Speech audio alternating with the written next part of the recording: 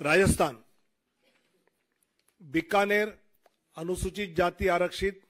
Arjunram Meghwal, Churu Devendra Jhajharia, Sikar Swami Sumedhanand Saraswati,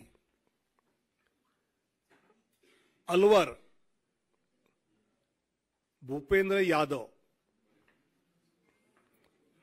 Bharatpur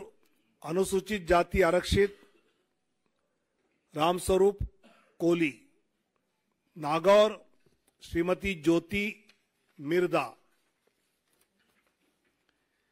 Pali Shri P Chaudhary, Jodhpur Gajendra Singh Shekhawat,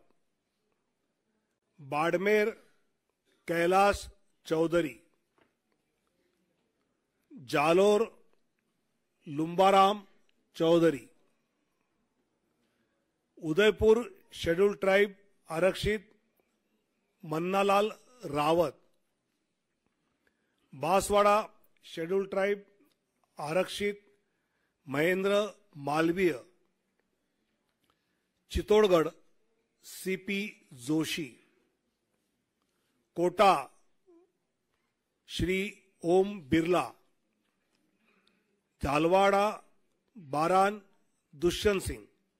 Jhalawar Baran Dushyant Singh,